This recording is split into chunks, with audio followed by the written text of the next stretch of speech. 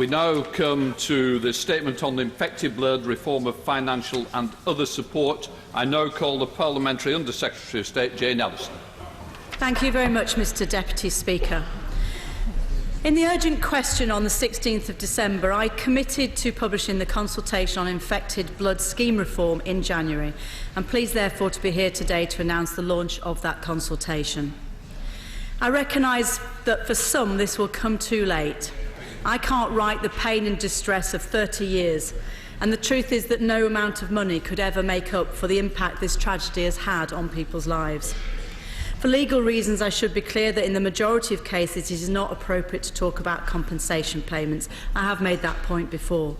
But, Mr Deputy Speaker, I would like to echo what has been said before in this House and say sorry on behalf of the Government to every person affected by this tragedy.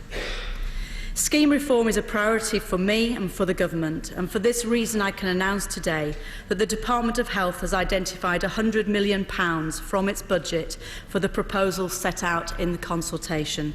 This is in addition to the current spend and the £25 million already announced in March 2015. This will more than double our annual spend on the scheme over the next 5 years. This is significantly more than any previous government has been able to provide for those affected by this tragedy. I know all too well of the ill health and other impacts on many of those affected by the tragedy of infected blood. I have corresponded with many of those affected and their members of Parliament. They each have their own story to tell. I reflected carefully on all of this in developing the principles on which the consultation is based. These are that we focus on those who are infected, that we're able to respond to new advances in medicine, that we provide choice where possible, and that we maintain annual payments to everyone currently receiving them. This consultation is an opportunity for all those who've been affected to have their say, and it's really important this extends to those quieter voices who we hear from less often. It would not be appropriate for me, nor will I have the time, Mr Deputy Speaker, to go through the whole consultation document today, but I would like to highlight some of the key components. There is a large population within the infected blood community who currently do not receive any regular financial support. These are the people with hepatitis C. I believe it is important that everybody receives support from the new scheme and that this is linked to the impact that infection has on their health. I therefore propose that all those registered with the schemes with hepatitis C at current stage 1 would be offered an individual health-based assessment. Completion of this assessment would determine the level of annual payment received. This would also apply to anyone who newly joins the scheme. The consultation document outlines our proposal that those who are currently receiving annual support would have their payments uplifted to £15,000 a year. Those who are co-infected and currently receive double payments would continue to do so. Mr Deputy Speaker, I often hear that people are unhappy about applying for discretionary charitable payments, and it is my hope that the introduction of new regular annual payments will remove this requirement. I am keen that those who respond to the consultation take the opportunity to answer all the questions about the support proposed so that I can make informed final decisions on the shape of any new scheme once all the responses are collected and analysed. Turning, Mr Deputy Speaker, to treatment. Again, during the urgent question in December, I said that I was interested in the opportunities offered by the advent of simpler and more effective treatments that are able to cure some people of hepatitis C. The NHS is at the start of its programme to roll out the new hepatitis C treatments previously approved by NICE. As members of this House will know, the NHS must prioritise treatment on clinical need and not on route of infection. While this will mean that some in the infected blood community will be eligible for treatment right away, others may have to wait. More than anything, I want, if we can, to give the chance to limit the impact of hepatitis C on this infected community by making an offer of treatment.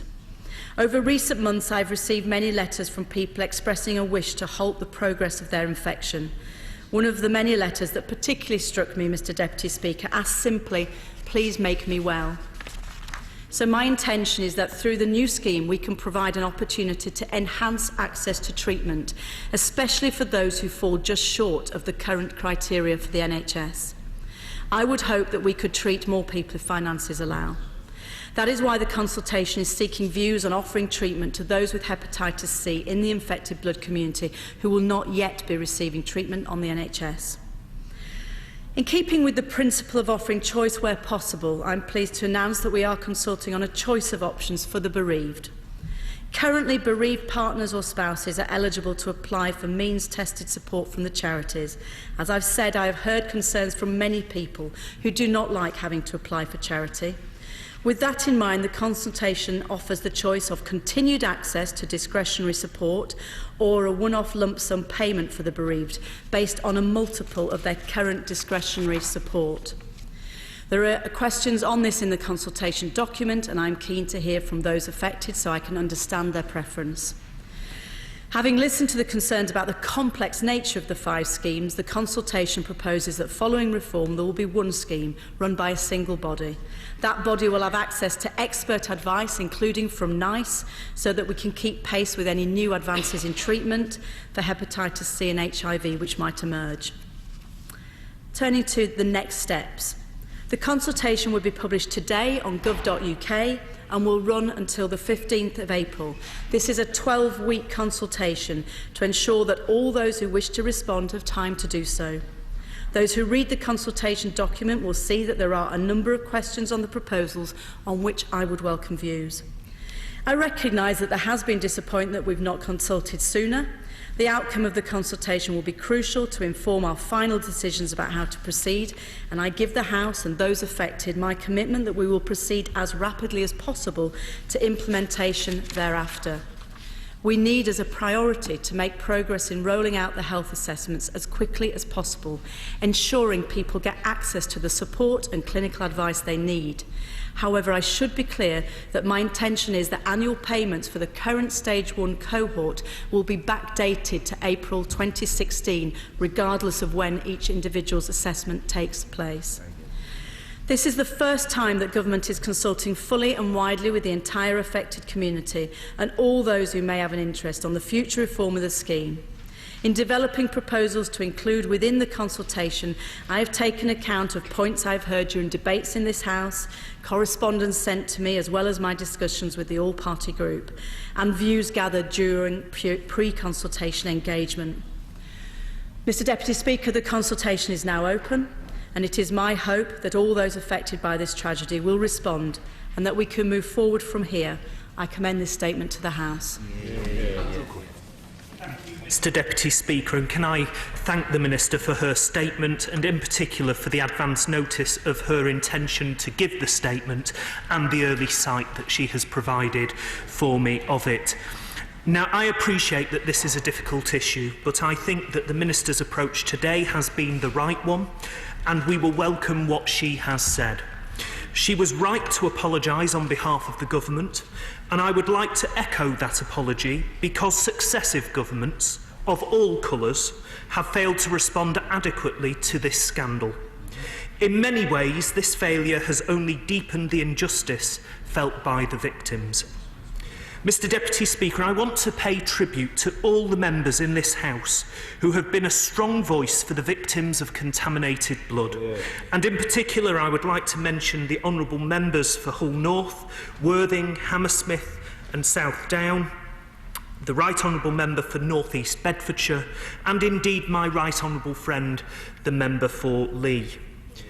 Mr Deputy Speaker, this scandal saw thousands of people die and thousands of families destroyed through the negligence of public bodies. And whilst the Minister was absolutely right to say that no amount of money could ever make up for the impact that this tragedy has had on people's lives, we all owe it to those still living with the consequences, the dignity of a lasting settlement. With that in mind, I want to press the Minister on 4 points. Firstly, on funding. It was claimed that one of the reasons for delaying the announcement of this consultation was so that there could be clarity on how much funding would be available following the comprehensive spending review. The Minister appeared to announce an additional £100 million for the new scheme. So for clarity, can the Minister set out the total amount that will be available over the lifetime of the new scheme and set out how that compares to the previous scheme. Secondly, Mr Deputy Speaker, we welcome that the consultation will offer the choice of a one-off lump sum payment for the bereaved, but can the Minister say a bit more about how that might be implemented? As the Minister knows, these payments will enable choice, and it is important that we get this right. Thirdly, could I ask the Minister to say a bit more about widows and widowers? She will know that the Scottish Review Group recommended widows get some form of pension for the first time. Has this option been considered by her? It's important that we recognise that widows and widowers are not just suffering an immediate loss of income from their partner, but the inability of their partner to save for a pension or get life insurance over the past few decades. And finally, on the status of hepatitis C sufferers who haven't developed liver cirrhosis, we welcome the possibility of ongoing payments, but can the Minister say how the assessments will work? In particular, it is important that these assessments take account of the longer-term health impacts of living with hepatitis C. Does the Minister have any figures on how many of these individuals will not have access to the new hepatitis C treatments? Given that the NHS made these people ill and the NHS has the drugs available to help these patients, it does seem wrong that we are denying some of these people treatment, the treatment that they both need and frankly deserve. Yeah. So can the Minister say a bit more about how the government intends to improve access to treatment for these individuals specifically? Mr Deputy Speaker, I hope that everyone affected will be able to take part in this consultation and have their say on the future reform of the scheme. Let me finish by saying to the Minister that she will have our full support in implementing that new scheme and doing what we can to provide relief for the victims of this very terrible injustice.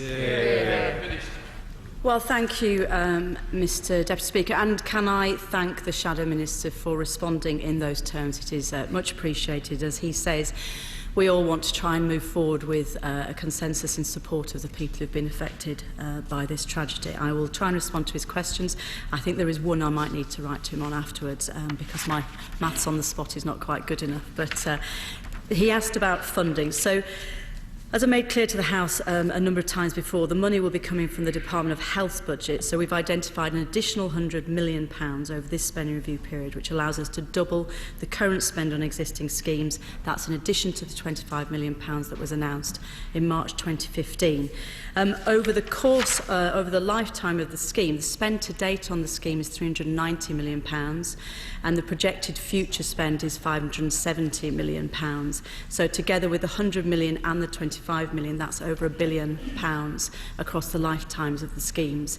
To give him some clarity around that.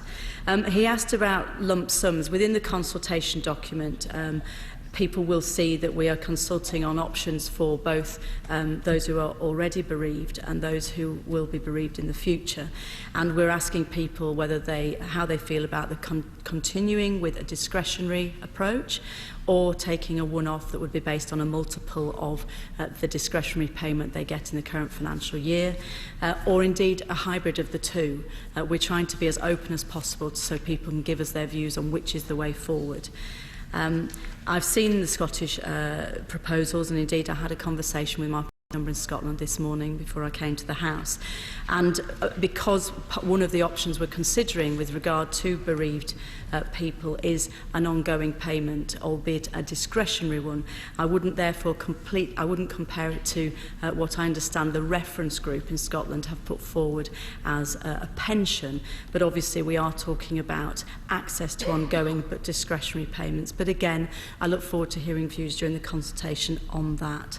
With regard to hepatitis C, I mean, it might be helpful for the House to know that there are 160,000 people in England who are hepatitis C, who have hepatitis C.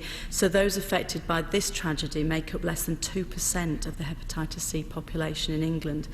The NHS has to treat people on the basis of clinical need, and the treatments are in the region of £40,000 each, so they are quite expensive treatments. But we believe there are more treatments in the pipeline. One of the reasons I'm so keen to make sure we have clinical expertise embedded within the new scheme. So what we're particularly keen to do is to understand the people who will not quite reach the current NICE guidelines that the NHS are working their role out to, and to understand whether, recognising the unique circumstances of people who've been affected by this tragedy, we can do something within the scheme to particularly support those people. But again, we need to understand how many people would be interested. Again, the House might find it helpful to know that not every genome type of hepatitis C is actually susceptible to the new treatments. Thankfully, the majority are. But for some people, none of the new treatments are actually clinically appropriate. I think those were all the key questions that he asked me, but I'm very happy to continue to work in the spirit in which he responded to my statement, and to come back with any further clarity that he seeks subsequent to this. Maggie Throot. Thank you, Deputy Speaker. I thank the Minister for her statement and the measures she's outlined today, as well as her continued commitment to seeking justice for the victims of contaminated blood, including some in my constituency. I think you just outlined some of the measures that are being taken to look at drugs for the future. And I just want your commitment to continue to invest in molecular diagnostics as a way forward for some of these victims in the future. Well, I think both the government and the NHS have made it very, very clear that, we really very much welcome what we see as a very changing and a rapidly changing landscape. There's huge commitment. I'm joined on the bench here by the Minister for Life Sciences, who is obviously doing a great deal to accelerate some of the newest treatments and their adoption within the NHS. So, of course, absolutely, I can give that commitment that we always want to stay absolutely the cutting edge of medicine. Indeed, one of the reasons that perhaps to the frustration of some people we've delayed bringing forward this consultation is because we then had a fuller picture of the current state of the treatments available. The last 3 treatments that are going to be rolled out within the NHS were only approved by NICE on the 25th of November. So what I want to do is make sure that we always stay absolutely up to date with that treatment landscape as it evolves, and we hope it continues to do so. Dr. Lisa Cameron. Many thanks, Mr. Speaker. We understand and empathise greatly with the terrible situation of those affected by the infected blood tragedy. It is imperative that we take all action possible to compensate where we can, although no amount of money can truly compensate those individuals whose lives have been affected. It does appear from the Minister's statement that what is being proposed is a step in the right direction. We must focus on the needs of those affected, offer choice, ensure medical advancement and evidence-based practice. My understanding is that payments come through a UK scheme, but there is clearly considerable involvement from health departments in devolved administrations. Can I reiterate our support for those affected and ask the Minister what discussions she has had with devolved administrations on consultation arrangements, scheme reform, payments including those recommended for widows or widowers, and other urgent supports required? Yes, of course. So, to be clear, this consultation is being undertaken by the Department of Health in England. However, we do continue, it is open, of course, to anyone across the UK to respond. However, we do continue to work with all the UK health departments. My officials have been working very closely for months with officials in devolved administrations. I offered my ministerial counterparts a phone call this morning and had a helpful conversation with Shona Robertson and with the Welsh Deputy Chief Medical Officer, and we're in touch, as I say, with all of the DAs. I know the CMO for England also contacted her opposite numbers as well. As health is now a devolved matter, obviously the devolved administrations are responsible for providing financial support for those affected from each country. I'm aware that Scotland is consulting on scheme reform in its own right. However, all devolved administrations will have the option of joining our new scheme going forward with an assessment of the financial contribution necessary, and had a useful conversation with Shona Robertson about some of the transitional arrangements and how we can work together, and I indicated that we would try to be as helpful and supportive as possible, and I have every confidence we'll go on in that spirit. Christine Harris. Deputy Speaker. I welcome the statement. I very much welcome the consultation. I'm very pleased it's here, and I certainly welcome on behalf of my constituents the extra money that seems to be available. I just want to ask about the consultation itself, because the Minister wants the widest ranging consultation, and every member of this House would have had constituents write to them. Letters we've passed on to her department over the course of time. And I was just wondering, like my constituent Matthew Harris, who's been actively campaigning in this area for a very long time, I was just wondering if the department could directly contact those constituents that we have passed on to her, to make sure that actually those that are really directly affected, that she's already had contact with, can take part in the consultation. Well, I can certainly assure my honourable friend that we're going to make every effort to reach people. My officials have already put in place extensive plans to publicise the consultation. They've met with the heads of the charities and current schemes, and they'll all be writing out to the people who are registered within their schemes. So we are going to make it as easy as possible to get involved. And one of the reasons for having a 12-week consultation is we recognise some of the people involved might not be online, all of that. So we want to make sure everyone has a chance to comment. I'll reflect on what he's asked in terms of that direct contact. That might already be being picked up through some of the plans we've got, but I can assure him we do have extensive plans to publicise this, and as I say, it is live today. And of course, I welcome members' contributions to the consultation on behalf of their constituents. Diana Johnson. Speaker, and can I thank the Minister for making a statement today, and I'm sure that the APPG will want to study the details of the announcement in the coming weeks and will want to take part in the consultation as well.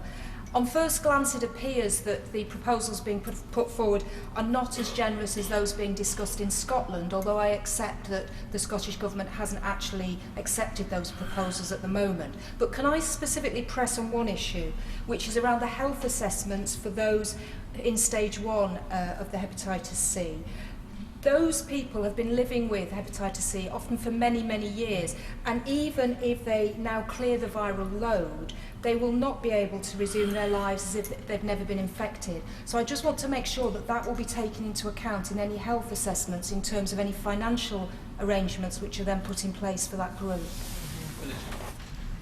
Well, first of all, can I thank her for all the work that she's done. I mean, she has been recognised by others quite rightly for the campaigning work she's done on this issue, and although we haven't always been able to agree on everything, I've been greatly informed by by what she has brought to our discussions, and I've very much taken on board a lot of the things that the All-Party Group has reported on over the years.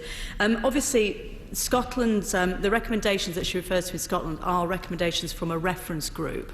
They're not the recommendations of the Scottish Government. The Scottish Government has yet to respond to those, and Shona Robertson gave me an indication that they would be responding in due course to those, but obviously that is a matter for the Scottish Government. In terms of the individual health assessments, I do recognise what she says, and it's a little bit too early to specify quite how these will be carried out, but that we do intend that an expert advisory group would advise on the criteria and the evidence, and as I said in my statement, it's about recognising the impact of health, so I think that should give us some assurance. You know, everybody will be brought into the scheme, everyone will be receiving an annual payment, and you know, we recognise that for some people there are issues of fluctuating health as well, so we're trying to recognise all of that. And I should also say, with regard to individual assessments, that we anticipate that individuals' own clinicians will be involved in that. Lois. Thank you very much indeed, Mr Deputy Speaker. Can I welcome the Minister's own personal determination to see this through, and can I welcome the progress that she has achieved, which I know we all agree is long needed. In particular, I welcome the Government's apology, I welcome the level of funding that has been secured, I welcome a format of annual payments, and I particularly welcome the backdating offer. But can I also urge her to focus on making happen her promise of treatment for hepatitis C at every level of the NHS? There is a lot of bureaucracy ahead which our constituents have no appetite to put up with. Well, thank you. I'd like to thank the Honourable Lady for those words, and I'm glad that she feels we're making progress. The NHS is just at the beginning of a rollout of many of these new Hep C drugs, and you know, some people have already been treated, and obviously there are many more going to be treated going forward.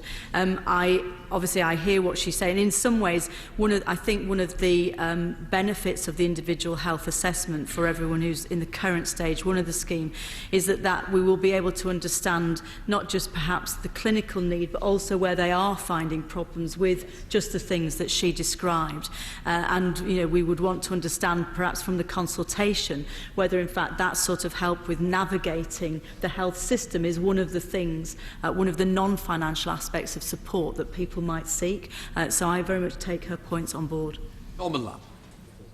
Much indeed, Mr Deputy Speaker, and can I thank the Minister for the statement and welcome the consultation. It's an important step forward. With regard to those people with hepatitis C, which other honourable members have raised, clearly it's quite an important moment, this health assessment, because the Minister talks about linking it to payments. Does she envisage an entirely discretionary-based payment linked to the health assessment, or does she think there will be bands of payment? How will it work, and will there be a right of challenge? And what does she mean by enhanced access to treatment? Is there a risk still that there will be some of those people who won't get access to treatment immediately? With regard to individual health assessments, as I said, we will be asking a sort of expert advisory group to have a look at what the criteria should be, etc.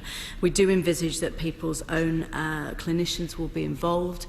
In terms of, broadly speaking, we would envisage probably bans within, but again, that is subject to the consultation in order to be able to manage both sort of speed and fairness, but so we would have some. That would be our thought there to move forward on that. And in terms of the hepatitis C, obviously people within the people are getting NHS treatment based on NICE guidelines, but we understand that there are always going to be people who fall a little short of that particular any one time. And so what we envisage within the scheme is to be able to hopefully, as I say, offer treatment to people who fall just short of that within the scheme. But within the overall envelope of funding, it's not yet possible before the consultation has taken place to understand quite what the balance is, because I don't know what affected individuals' views are about the balance between treatment and some of the other options in the consultation. I mean, I genuinely want to see what people think and how attractive the treatment offer is to some individuals before we can come to final conclusions. Jeffrey. May I thank the Minister for the work she's been doing on this issue, and my right honourable friend, the Minister of State, for the impressive way that this is currently being handled.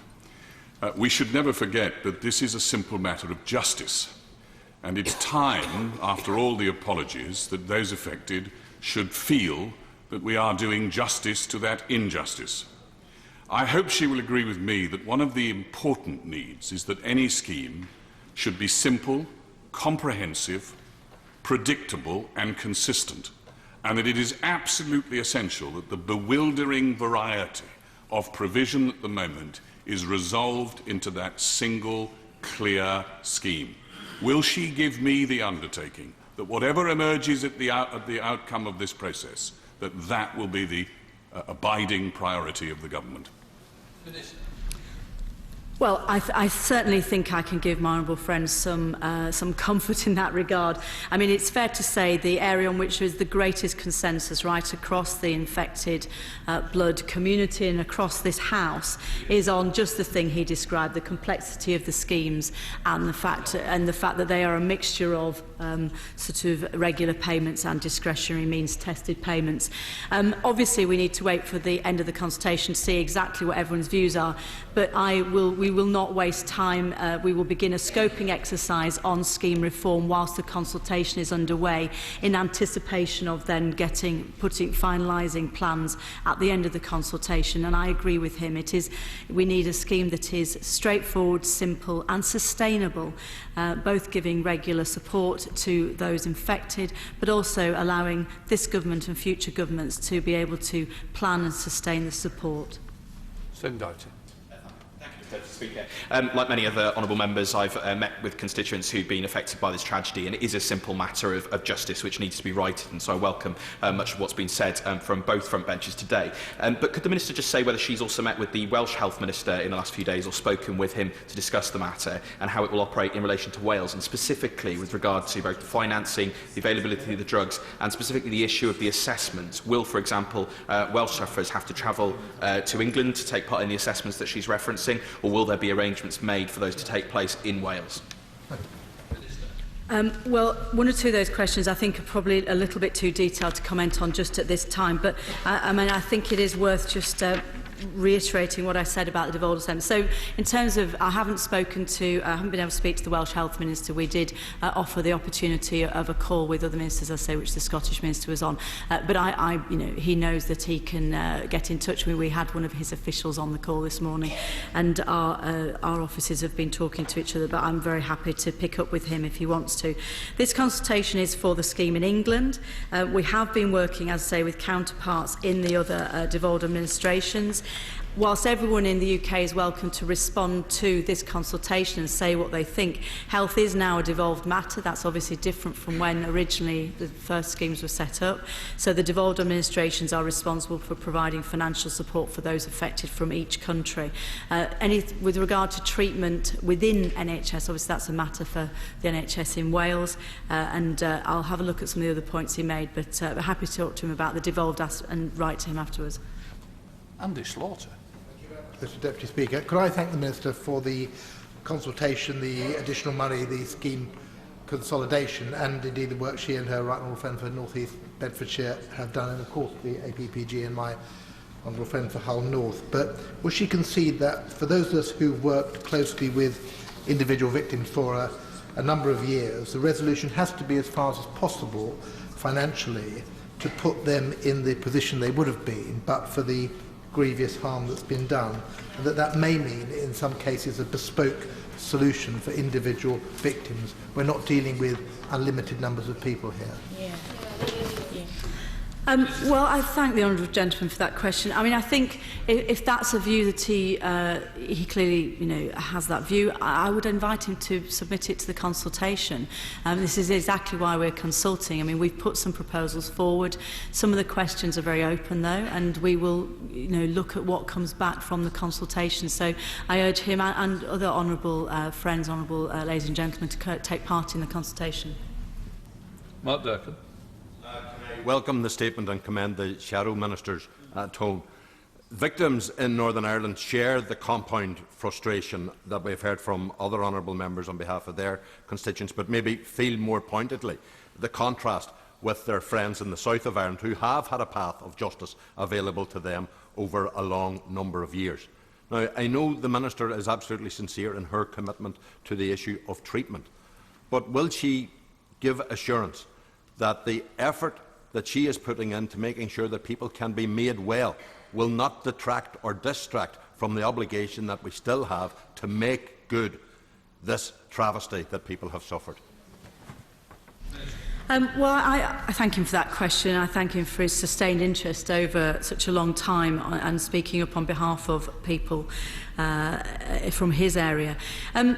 I recognise there might be aspects, based on our previous conversations, aspects of the proposals that the honourable gentleman doesn't feel meet his own aspirations. So, again, I invite him to respond to the consultation. These are the proposals we're putting forward. Some of the questions are very open, and people can give us their views. I recognise that something different happened in Ireland and in the Republic, and that is down to another government to make those decisions. The circumstances were different for reasons I've gone into previously from this dispatch box, but I invite him to respond to the consultation, and of course I will take note of his and all of the honourable members' views. I'll reverse. The Minister will know that some of the cases go back some many years and the medical records may have been destroyed. So could she say in a bit more detail what evidence is required, both at the assessment stage and for those applying to the discretionary fund? Minister. I think, in truth, Mr Deputy Speaker, it's a little too early for me to give that level of detail. I mean, the reason that we want to ask for expert advice on that is in order that we get that right. And don't forget, what I said in the statement is we're looking at the impact on people's health now. So, you know, and we don't want this to be an invasive process. We don't want this to be an onerous process for the people. We've gone through so much already. So we do envisage, obviously, involving people's own clinicians as well as gathering other evidence, but that is something that we will ask experts to advise us on, and then we will sort of come back at the end of the consultation on that. Certainly, the final question from Jim Shannon. Thank you, Mr Deputy Speaker. Can I commend the Minister and thank her for her statement today. We know her as a compassionate person and totally committed to this case, and we understand that. I don't think anyone in the House would have any doubts about what the Minister is trying to deliver, and thank you for that. I just want to ask a quick question, Mr Deputy Speaker. Some 7,500 people have died, were contaminated by blood. Last year the Prime Minister gave a commitment of 25 million. This morning the Minister has given another commitment of another 100 million onto that as well, and that's good news. Some 10 people have passed away. Just want to say one thing. The European Commissioner of Human Rights has recently ruled that Italy must pay immediately compensation to all those who received contaminated blood. So my question to the Minister is this. Number one, when can we see, I know there's a consultation process, but when can we see the money actually getting to the victims? And is there a timescale for that? And also can I ask her, because there hasn't been any commitment or discussions, I understand, with the Northern Ireland Assembly and the Minister, Simon Hamilton, where the matter is devolved. I would like to get some thoughts from her, what those discussions have been and what has taken place. Thank you. Well, as I said, we offered a phone call this morning with the Minister in Northern Ireland, but I'm more than happy to pick up. I mean, our officials have been working quite closely together for some time on this, so I'm more than happy, should my opposite number want to have a conversation. The circumstances, as I said before in answer to the last question, the circumstances in Italy are different, and other governments must make decisions for themselves. I am aware of that case, but I think some of the circumstances are quite different. In terms of timescale, I mean, I've said that our priority is to move forward the individual health assessments, and at the same time we will do some scoping work around the reform of the schemes themselves. I can't yet say how long that will take, but it goes without saying that I want to do it as quickly as we possibly can.